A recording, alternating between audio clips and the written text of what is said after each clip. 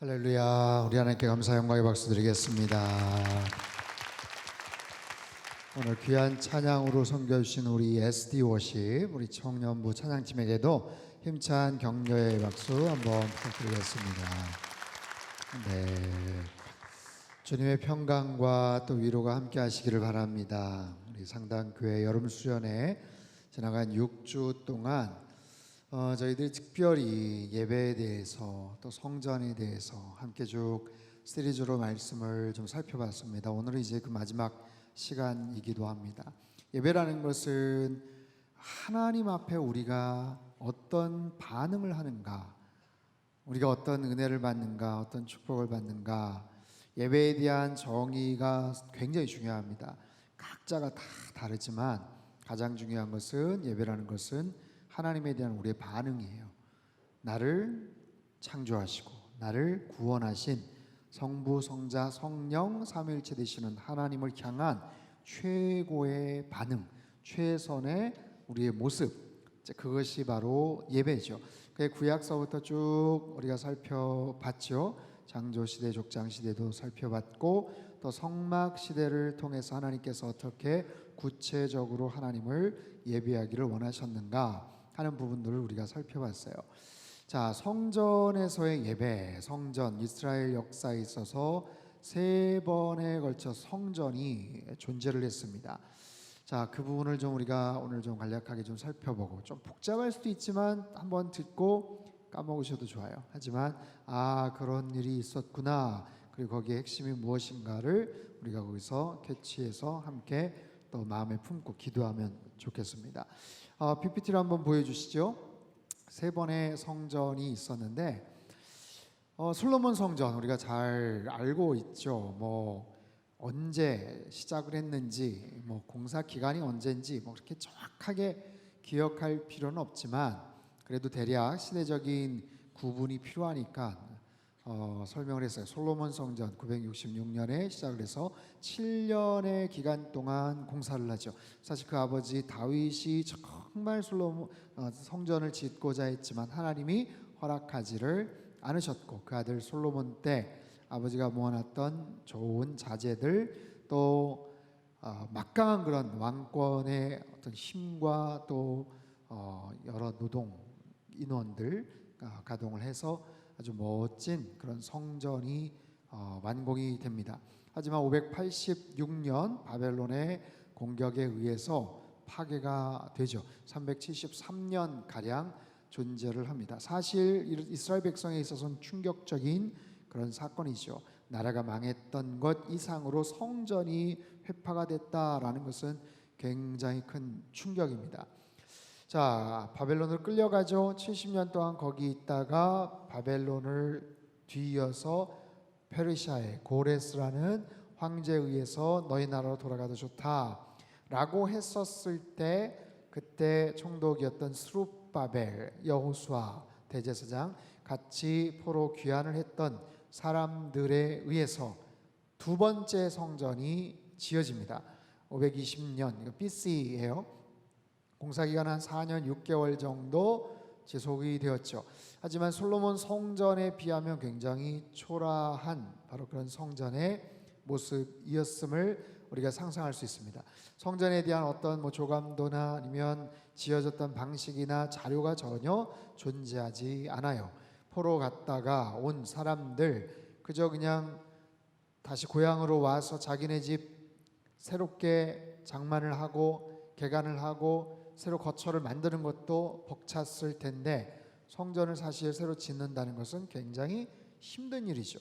그럼에도 불구하고 4년 6개월 동안 성전을 지어서 거기에서 예배를 드리고 제사 활동을 했지만, 지난주 여러분 기억하십니까? 말라기 시대를 통해서 하나님께서 그 성전에서 제사 드리는, 위선적이고 형식적이고 습관적으로 제사를 드리는 그들을 향해 하나님께서 굉장히 속상한 마음을 그렇게 쏟아두시는 바로 그런 이야기들을 우리가 살펴볼 수 있었습니다. 자, 그 스룹바벨 성전은 사실 이제 어떻게 무너지는가 하면, 여러분 바벨론, 그 다음에 페르시아의 고레스 있잖아요.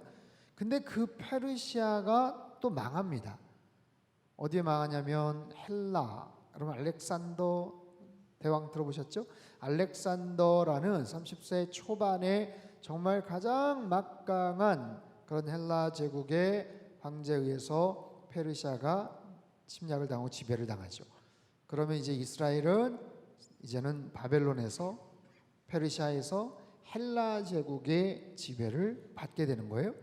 그런 헬라 제국이 그리 오래 가지 않습니다. 10년 만에 알렉산더가 죽고, 그러면 죽고 나서 이제 어느 제국이 헬라 제국을 공격을 했나 아니면 집어삼켰나? 그러지 못했어요. 그렇게 서로 맞설 수 있을 만한 그런 제국이 존재하지 않았습니다. 그래서 헬라 제국은 그냥 탑 리더인 알렉산더가 죽고 나서는 그냥 4개의 땅으로 분할이 됩니다.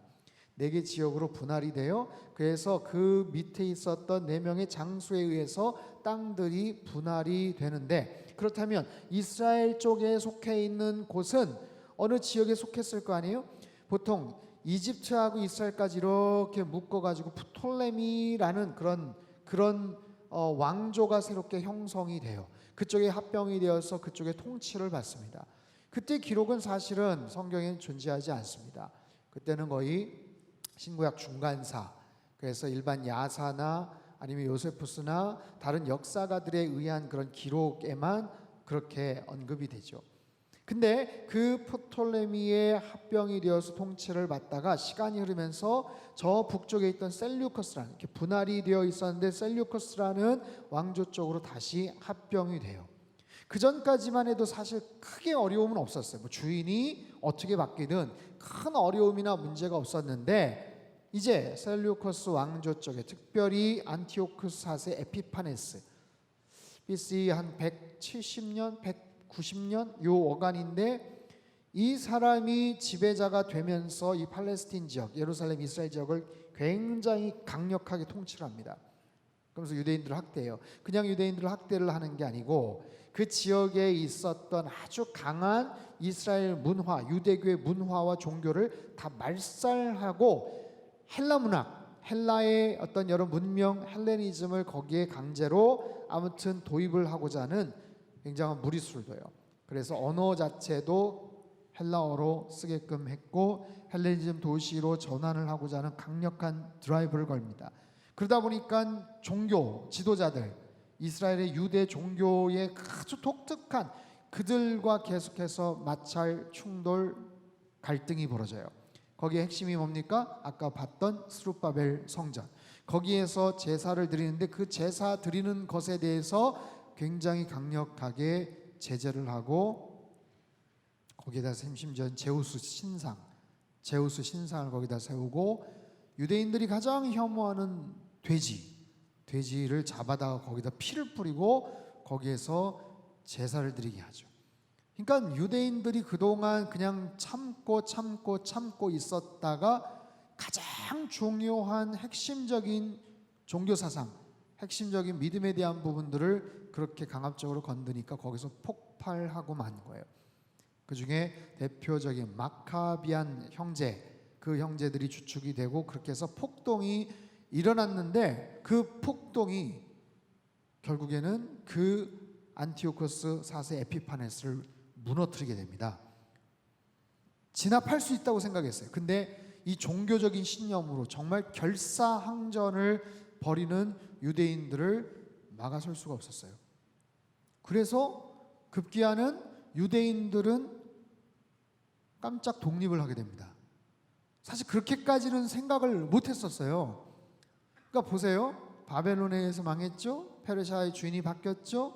알렉산더 헬라 제국에 있었죠. 그 다음에 뭐 셀류커스, 프톨레미 뭐 이렇게 있다가 그 학정을 견디지를 못하고 진짜 막 폭발을 했는데 결국에는 그것으로 인해서 독립을 하게 되는 거예요. 거기에서 하스몬 왕조란 이스라엘 역사에 한 100년 정도의 짧은 역사적인 상황 속에서 그들이 독립을 이루게 됩니다. 아주 뜻밖의 그런 상황이, 굉장히 오랫동안 종살이를 하고 어려움 속에 있다가 자기네들 스스로의 자체적인 독립 주권을 갖게 됩니다. 근데 오래가지 않았어요. 그 100년의 기간 동안 자리를 잡으면서 그 안에서 자체적인 갈등이 생기게 됩니다. 유대인들끼리 갈등이 생겨요. 그 어간에 이제 그 지역을 제외한 다른 지역은 이제 헬라 제국 이후에 4개로 분할된 이후에 로마 제국이라는 큰 시저, 그 큰 제국의 새로운 통치권이 형성이 되는 바로 그런 시점이었어요. 그런 상황 속에서 그 조그만한 그 나름대로의 자치권을 갖고 있는 그 하스몬 왕조를 사실은 집어삼키기는 아무런 어려움이 없었던 거죠. 그래서 또다시 63년 BC 63년 폼페이우스라는 로마 장군에 의해서 다시 그들은 주권을 잃게 되고, 그리고는 이제 거의 로마의 영향을 받게 됩니다. 그때 스룹바벨 성전이 또다시 큰 타격을 입게 돼요. 무너지는 건 아니지만 굉장한 타격을 입게 됩니다. 그런 슬픈 역사를 갖게 된 거예요. 그러면 그런 상황 속에서 제3 성전은 어떻게 됐는가? 아까 다시 한번 띄워주셔요. 조금 추우십니까? 괜찮으세요? 안 괜찮으세요? 목사님들 옷 입으시고 막 그러시잖아요. 좀 온도를 잘 조절을 한번 하십시오. 또 끄면 또 금방 또 덥고 막 그래서 참 어려운데. 자, 헤롯 성전은 뭔가 이 건축 시작이 19년, 82년 걸려서 AD 70년에 망하게 되는데, 이 헤롯이라는 사람은 로마의 세력을 입고 유대 지역의 분봉 왕이 됩니다. 하스몬 왕가를 다 무너뜨리고 로마 지역이 다시 들어오는데 그 지역을 다스릴 수 있는 누군가가 있어야 되잖아요. 그때 이 헤롯이라는 사람이 굉장히 정치적인 수완이 좋은 사람이에요.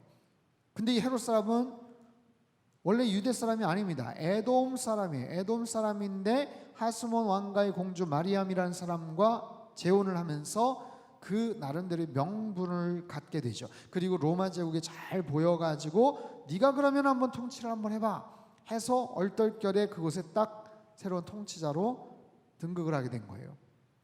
근데 여러분, 유대인들 입장에서 볼 때는 황당하죠. 쥐가 무슨 우리의 왕이야. 유대인도 아닌데.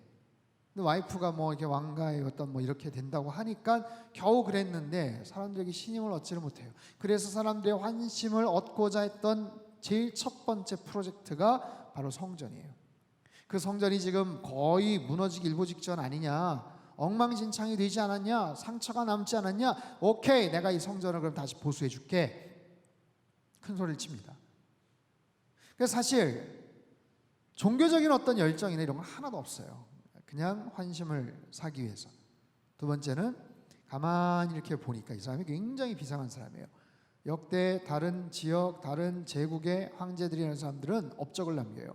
근데 그 업적이라는 것은 다른 뭐 기록물이 그렇게 많지 않았던 때이니까 눈으로 보이는 가시적인 건축물. 아, 오케이. 그러면 내가 이거를 크게 지어서 대대 자자손손 한번 명성을 남겨보리라 라고 그렇게 생각을 합니다. 그래서 헤롯 성전을 스룹바벨 성전에서 리모델링을 해서 하는 거예요. 완전히 없어진 게 아니고 그 터에다가 어떤 부분들을 서로 이렇게 보수하고 해서 거기다 이렇게 크게 짓는 거예요. 그러면 이 헤롯 성전의 사이즈는 얼마나 되나? 여러분 보세요. 솔로몬 성전이 있었고 스룹바벨 성전이 있었잖아요. 스룹바벨 성전은 비교도 안 되고. 근데 솔로몬 성전과 비교를 한번 해보죠. 한번 보여주세요. 이제 뭐 여러 고고학자들이나 또 일반 그 학자들의 근거에 의하면 솔로몬 성전 규모보다 3배, 4배 정도 큽니다. 굉장히 큰 성전이에요. 그리고 저거는 성전만이 아니라 아예 성전들을 성전 그냥 템플 그 건물만이 아니라 그것이 위치한 지역에 어마어마한 뜰과 그 하나의 플라자 같은 것들을 만드는데, 모세 성막이 높이가 한 10규빗, 한 5m였다면 솔로몬 성전은 한 30규빗, 15m 정도 됐고 헤롯 성전은 그보다 한 3배 정도 더 높습니다. 한 500, 헤롯 성전 100규빗 정도 돼요. 100규빗. 높이가 한 50m 정도입니다. 여기서 위가 한 어느 정도 될까요? 이게 한 15m, 20m 될까요? 이거보다 한 2배 반 정도 더 크다고 생각을 해보시면 될 거예요. 그래서 저기다가 위치는 똑같습니다. 솔로몬 성전이 있던 자리, 헤롯 성전이 스룹바벨 성전이 있던 자리. 그리고 그 성전 터가 어디냐면 그 모리아산 혹시 아세요?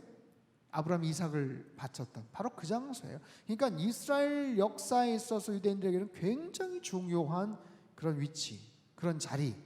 근데 거기에다가 성전을 짓기 위해서 저 정도의 성전, 보통 높이가 700m 되는 고산 지역에 그냥 터를 깎아가지고 만든 곳인데 저 정도를 만들려고 하다 보니까 성전 산을 아예 만들어요. 산을 평평하게 구축을 하는데 그 너비가 미시축구장 한 24개 정도 사이즈가 될 만큼 어마어마한 그런 공사였다고 합니다. 너무 계획이 크니까 처음에 이런 프로젝트를 얘기할 때 유대인들, 종교 지도자들, 제사장들이 믿지를 않았어요. 너무 크니까 이거 뻥치는 거 아니냐, 괜히 우리 마음 이렇게 들뜨게 해가지고 마음을 이렇게 끌려고 하는 거 아니냐. 근데 실제적으로 이 헤롯이 그것을 꾸준하게 밀고 나갑니다. 그래서 성전 공사가 본격적으로 시작되기 전 8년 전부터 거대한 돌들을 그렇게 구축을 해요. 그래서 이 성전 벽을 한번 돌아가는 데만 큰 돌, 여러분 피라미드 같은 데 나오는 그런 큰 돌 있잖아요. 그보다 더 크지 않을까 싶어요. 한 무게가 하나에 한 4톤 정도가 된다고 하니까 그게 800개에서 한 1000개 정도를 필요로 하는데 그 돌들을 이렇게 만들어 옵니다. 8년, 10년 가까이. 그리고 그것은 무슨 뭐 회반죽을 가지고 이렇게 붙이는 게 아니라 틈새 맞춤을 해가지고 성전 벽을 레고처럼 딱딱딱 끼워 맞췄다라고 합니다. 어마어마한 작업이에요. 그걸 위해서 평탄 작업을 해야 되는데 성전 주변에 고르지 않은 땅이나 뭐 이런 부분들을 사방 계곡에 돌들을 모아가지고 갖다 붙이고 또 그런 기둥 같은 축대를 쌓고, 그래서 그 성전이 존재했었던 그 지역에 약 4만 평 가까운 대지를 구축을 합니다. 여러분 우리 상당교회가 한 10,000평 정도 돼요. 굉장하죠? 그럼에도 불구하고 그거의 4배 이상이 되는 곳을 평탄한 모습으로 만드니 여러분 얼마나 대단했겠어요. 예수님 당시에도 그런 말씀들이 나오죠. 46년 동안 지었는데 아직도 완공을 못했다, 이런 얘기가 나올 만큼 어마어마한 직사각형, 성전을 감싼 직사각형 모습의 성전 그 뜰들을 이렇게 만들어가는 거예요. 43,500평. 예루살렘 전체 시가의 한 30% 정도의 면적이 되는 엄청난 그런 일들을 헤롯 왕이 만들어갑니다. 완공을 못 보고 죽었죠. 당연히 그랬죠. 이게 80년 걸린 역사니까. 그래서 그가 죽은 BC 4년 이후에도 공사가 계속돼요. 그래서 이 공사가 언제 완공이 되냐면 이 헤롯의 증손자 AD 63년에 아그리파 2세가 왕이 되었을 때 완공이 됩니다. 그래서 예수님 계셨을 당시에도 계속 현재 진행형으로 성전이 완공이 되어가는 그런 과정이 있었어요. 근데 그때만 해도 한 46년 정도 되니까 어느 정도 틀들은 다 구축이 돼 있었고 거기에서 웬만한 그런 행사나 예배나 이런 부분들이 진행이 되었었던 그런 상황이죠. 근데 그런 부분에 대해서 예수님께 성경에 언급을 하셨죠. 요한복음 2장 19절에서 21절까지 말씀 같이 한번 읽어볼까요? 시작. 예수께서 대답하여 이르시되 너희가 이 성전을 헐라 내가 사흘 동안에 일으키리라. 유대인들이 이르되 이 성전은 46년 동안에 지었거늘 네가 3일 동안에 일으키겠느냐 하더라. 그러나 예수는, 여러분 예수님의 이 성전이라는 개념은 그들이 바라보는 거하고 달라요. 그리고 너무너무 웅장하고 화려하게 지어놨던 그런 성전이었기 때문에 많은 사람들에게 있어서 완전히 센터 중심 역할을 했었죠.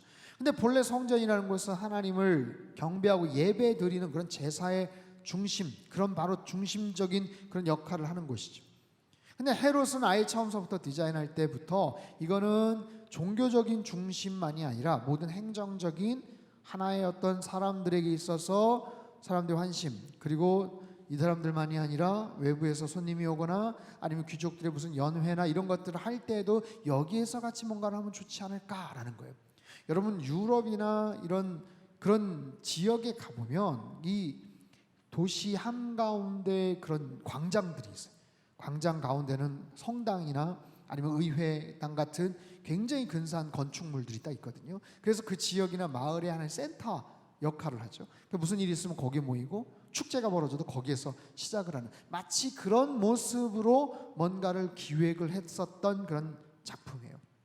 그러다 보니까 유대인들 같은 경우는 유대인들 중심적으로 전례 행사들이 있었지만 다양한 모습의 뜰들이 거기에는 형성이 돼서 어디에는 이방인 뜰, 어디에는 여인의 뜰, 어디에는 무슨 뜰 해가지고 아예 섹트를 나눠서 그렇게 무슨 행사를 하거나 모임을 할 수 있게끔 그렇게 기획이 되어 있었던 거죠. 그런데 그렇게 화려하게 지었던 성전이라고 할지라도 예수님께서 보셨을 때는 마음에 드셨을까요? 하나님의 관점으로 보셨을 때는 마음에 드셨을까요? 대단한데? 야, 솔로몬 성전 때 디자인하고 그렇게 기획했던 것보다도 한 수인데? 그렇게 생각을 하셨을까요? 그렇지 않아요.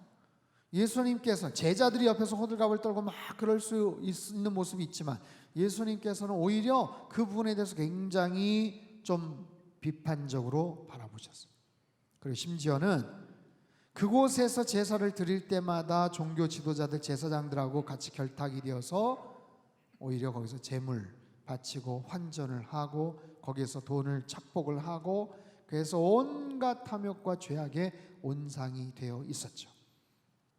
자, 마가복음 11장 15절에서 18절까지 말씀을 한번 보세요. 같이 한번 읽죠. 시작. 그들이 예루살렘에 들어가니라.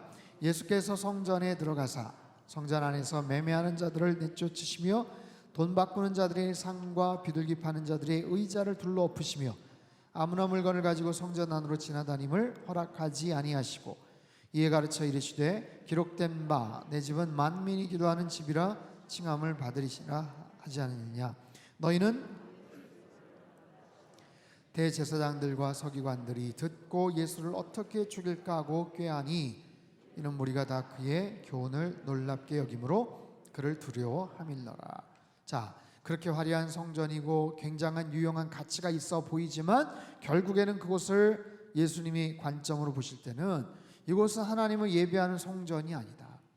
하나님을 예배하고 제사 드리고 하나님 앞에 기도하는 그런 만민이 기도하는 집이어야 하거늘 너희들이 이곳을 강도의 소굴로 만들었다. 아무리 크고 화려한 성전처럼 보여도 이곳에서 하나님을 경외함은 없고 온갖 탐욕과 죄악과 거짓과 위선이 바글바글하고 드글드글한 바로 그런 곳으로 너희들이 만들어버렸다 라고 주님께서는 질타해 버리셔요. 여러분, 그 성전 결국에는 주후 63년에 아그리빠 2세가 왕이었을 때 완공이 됩니다. 유대인들에게 환심을 사기 위해서 만들어졌고 상류 사회, 계급 사회 아니면 거기에 속해 있는 사람들에게 어떤 사교의 장으로 나름대로 리모델링한 그런 좋은 공간이었지만 만들어지고 나서 갈등이 생겨요. 계속해서 이스라엘은 사실 로마 제국에 어떻게 보면 속박이 되어서 그곳의 말을 듣고 지령을 따르고 명령을 따르는 바로 그런 존재들 아닙니까? 본디오 빌라도 같은 경우도 계속 유대인들하고 갈등이 마찰이 생긴 거예요.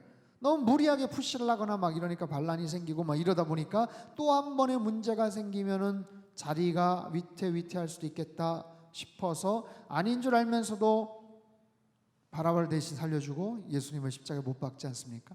그런 모습의 갈등들이 있었는데 AD 66년이에요. 예수님 돌아가시고 한참 후죠.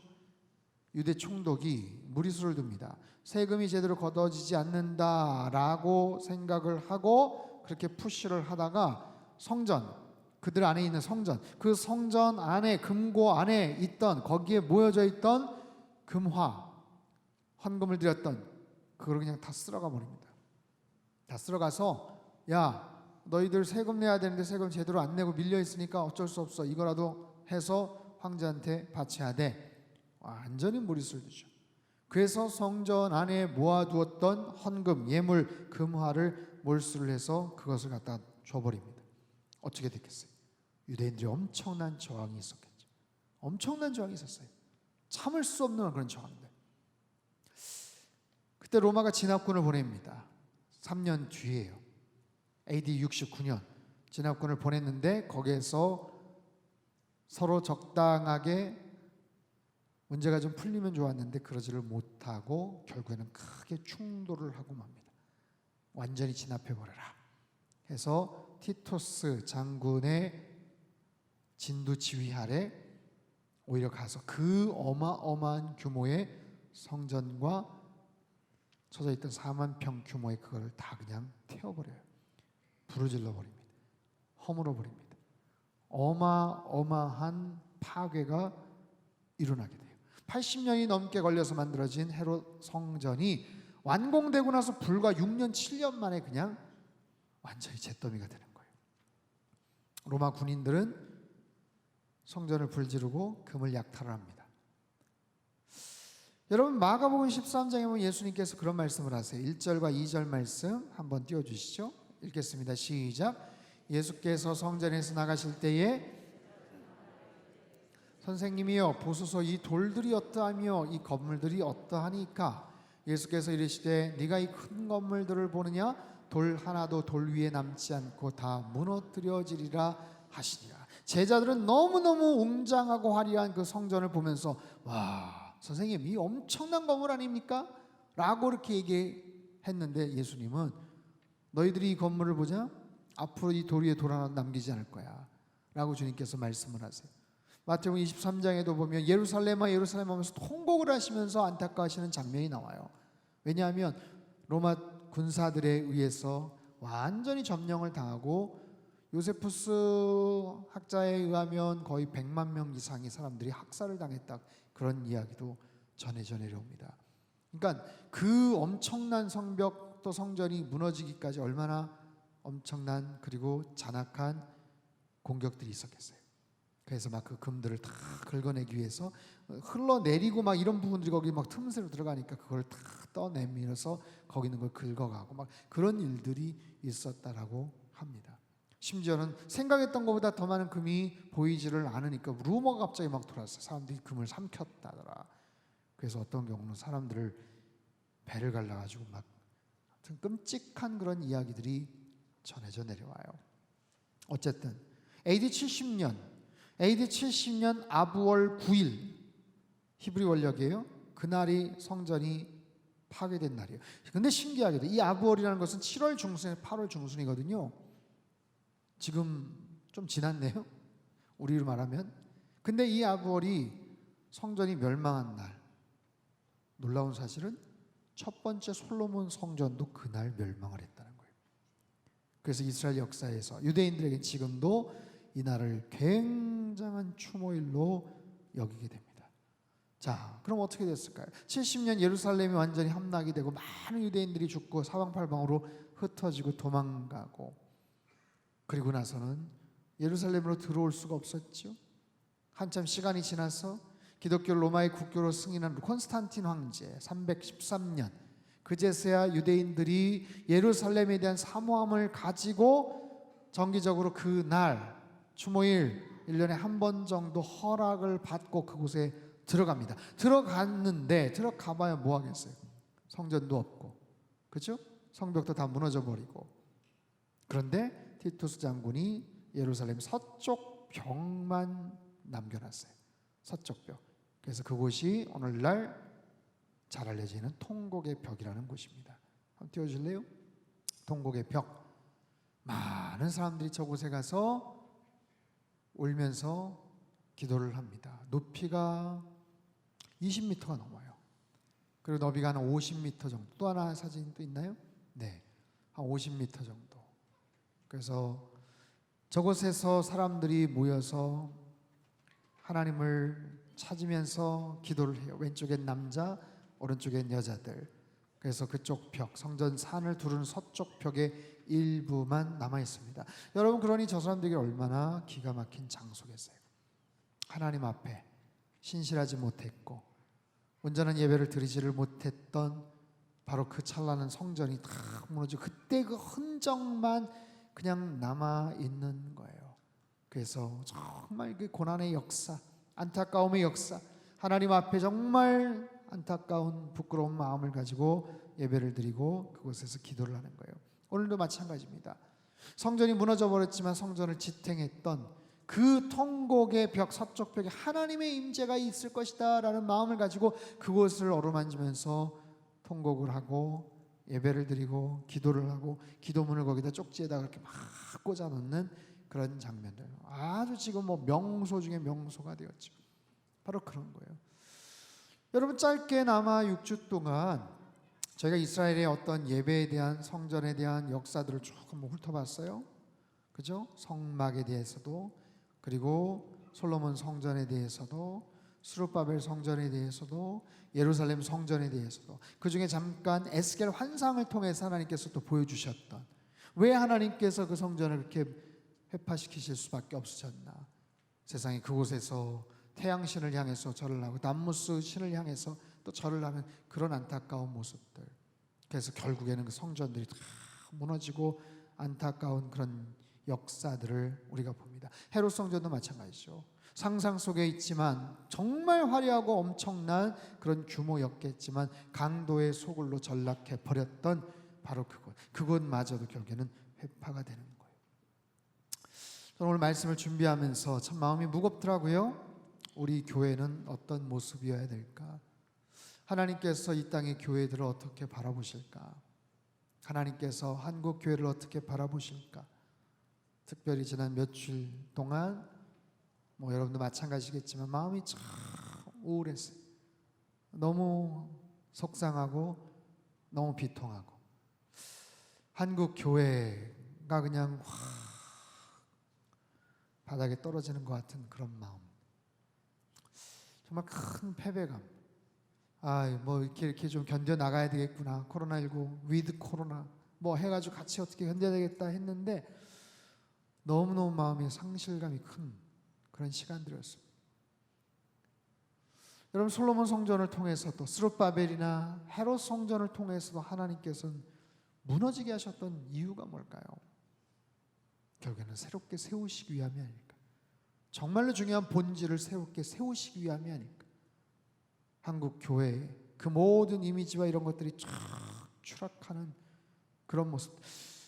불과 최근까지만 해도 그래도 교회가 사회적인 책임을 다하고 어디 가서 정말 구호활동도 하고 수재의원금도 내고 이런 모습들이 그나마 일반 사람들한테 그래도 교회가 좀 역할들을 하네라고 했는데 그 모든 것들이 그냥 다 묻혀버렸어요. 어떠한 그런 모습으로도 지금은 그냥 낮게 겸손하게 하나님 앞에 기도할 때인 것 같아요. 여러분, 성전이 회파가 됐지만 하나님은 결국엔 살아 역사하세요. 눈에 보이는 가시적인 성전은 회파가 됐지만 그 성전에서 제사를 드렸던 이스라엘 백성들은 때로는 여러 가지 고통과 어려움을 겪었지만 하나님은 오늘날도 여전히 살아 역사하시고 이 공간에서 우리의 삶 속에서 저와 여러분과 함께하고 계시는 줄로 믿습니다. 한국교회가 마치 예루살렘 성전이, 솔로몬 성전이 무너진 것 같은 그런 속상함과 패배감이 정말 가슴속에 가득 차지만 그럼에도 불구하고 하나님께서 다시 정말 세워야 될 것들을 위해서 너희들이 무너져야 될 것들은 무너져야 돼 하시는 하나님의 음성이 아닐까 싶어요. 우리 안에 아직도 무너지지 않았던 교만함, 우리 안에 어떤 인간적인 자랑스러움, 인본주의적인 여러 생각들, 여러분이 얼마나 귀한 성전입니까? 얼마나 아름다운 찬양의 모습이에요? 이곳에서 마음껏 하나님을 원없이 찬양할 수 있는 그런 기회들이 있었음에도 우리들은 집중하지를 못했고 하나님보다는 세상의 것들을 즐겨 찾았었던 우리들. 그럼 이런 성전이 무슨 의미가 있니 너희들한테? 이런 좋은 공간을 줘봐야 무슨 의미가 있니? 그런 기회가 있음에도 불구하고 전심으로 하나님을 찬양하지 않으면 그 무슨 의미가 있니? 하나님께서 오늘날 한국 교회를 향해서 아주 준엄하게 채찍을 드시며 하시는 말씀 같아요.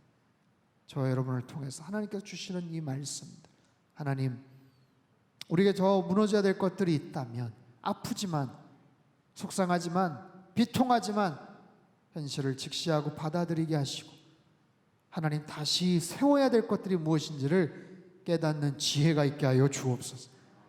다시 온전한 예배자로 세워지게 하시고 다시 온전한 교회로 우리가 세워지는 은총이 우리에게 있게 하여 주옵소서. 우리 찬양팀 한번 올라오세요. 코로나19로 인해서 많이 힘들고 어렵지만 다시 하나님 앞에서 참된 예배.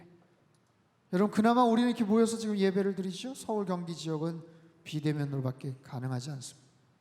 우리도 언제 더 격상이 될지 몰라요. 다시 이렇게 못 모이고 그냥 영상으로 온라인으로 예배를 드려야 될 때가 또 올지 모르겠습니다. 우리는 어떤 예배자인가? 교회는 어떤 곳인가? 우리 안에서 정말 무너져야 될 것들이 또 무엇이고 다시 회복되고 세워져야 될 것들이 무엇인지를 깨닫게 되는 은혜가 우리에게 있게 되기를 주님의 이름으로 축복합니다. 살아계신 하나님 아버지, 우리가 주님 앞에 참된 예배자 되기를 원합니다. 우리 교회가 거룩한 성전이 되기를 원하고 하나님께서 기뻐하시는 참 예배가 하나님이 공간과 장소 가운데 힘차게 울려 퍼지고 주님 앞에 드려지기를 원합니다. 지나간 시간 동안 하나님께서 예배자들을 어떻게 부르시고 어떻게 예배 공간과 장소들을 세우시는지를 보았습니다. 성막을 통해서 솔로몬 성전을, 스룹바벨 성전과 헤롯 성전을 통해서 하나님 역사상 많은 예배 장소와 공간들이 있었지만 공간과 장소가 아무리 화려하고 아무리 아름답게 꾸며졌다고 하더라도 그 안에서 예배를 드리는 예배자들이 하나님을 망각하고 우상 숭배로 하나님의 마음을 아프게 하고 악한 지도자들에게서 능욕을 당하고 강도의 소굴로 전락이 되었을 때는 하나님께서는 여지없이 지체 없이 아낌없이 그 모든 것을 그냥 산산히 흩어버리시는 것을 저희가 봅니다. 주님, 한국교회를 불쌍히 여겨 주시옵소서. 한국교회가 무너져가는 그런 안타까운 모습들이 있지만 하나님, 그 모든 과정을 통해서도 진정으로 세워져야 될 교회의 본질을 하나님께서는 세워가실 줄로 믿습니다. 하나님, 우리 안에 무너져야 될 것들이 있다면 더 무너지게 하여 주시옵소서. 하나님, 우리 안에 세워져야 될 것들이 있다면 하나님 깨닫게 하시고 온전하게 세워지게 하여 주시옵소서. 무너져버린 통곡의 벽을 어루만지며 기도하는 유대인들과 같은 그런 안타까움과 안타까운 그런 마음을 가지고 하나님, 기회가 주어질 때 최선을 다해서 주님을 향해 나아가며 예배할 수 있게 도와주시옵소서. 코로나19가 더 확산되지 않기를 원합니다. 하나님, 지금까지 잘 애쓰고 수고하였는데 너무나도 허망하게 아버지 하나님, 그 모든 것들이 확산이 되는 것들을 보며 너무나도 속이 상합니다. 하나님, 치료제와 백신이 속히 만들어지게 도와주시고 방역당국의 노력과 국민들의 협조와 한국교회 모든 성도들이 적극적으로 협력하여서 이 모든 난관들을 잘 이겨나갈 수 있게 하여 주시옵소서. 대한민국의 공의와 정직이 회복되게 하여 주시옵소서. 대통령과 정치 지도자들에게 겸손함을 허락하여 주시고 바른 판단력을 허락하여 주시옵소서. 포괄적 차별금지법이 제정되지 않게 하여 주시옵소서. 하나님의 전신갑주 여름 수련회가 은혜 가운데 잘 마무리될 수 있게 도와주시고 우리 모든 성도님들이 모든 속해 있는 곳에서 그리스도의 강한 군사로 세워지게 하여 주시옵소서.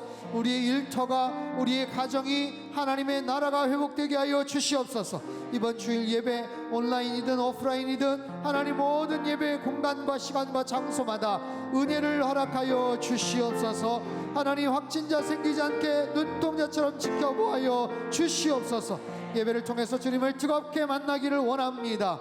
하나님, 예배가 생명이고 예배가 주님 만나는 가장 아름답고 귀한 그런 자리임에 저희들은 분명히 확신을 갖고 나아가오니 주님, 참된 예배자로 세워지게 하여 주시고 어떠한 경우에도 예배를 통해서 힘들고 어려운 이 고난들, 어려운 역경들을 잘 이겨나갈 수 있도록 주께서 도와주시옵소서. 우리 상당교회가 진정한 정말 선교적 교회로 세상에 복이 되기를 원합니다. 세상에 손가락질을 당하는 교회가 아니고 세상에 조롱을 당하는 그런 교회가 아니고 세상에 복이 되는 교회가 되게 하여 주시옵소서. 하나님, 그런 모든 성도들, 그 귀한 결단들 주님께서 귀히 여겨주시고 이 시간도 귀한 물질 주님 앞에 올려드린 모든 손길들 위에 하늘의 신령한 복과 땅의 기름진 복으로 넘치도록 역사하여 주옵소서. 이제는 우리 주 예수 그리스도의 크신 은혜와 하나님 아버지의 극진하신 사랑하심과 성령님의 교통하심의 역사가 주님 안에서 참된 예배자들 되기를 소망하고 하나님의 거룩한 성전을 함께 만들어가기를 간절히 바라는 이 자리에서 또한 온라인 영상으로 예배드리는 모든 백성들 한 사람 한 사람 머리 위에 한국 교회와 이 나라 민족 흩어진 모든 열방 위에 이제로부터 영원토록 함께 하시기를 간절히 축원하옵나이다. 아멘.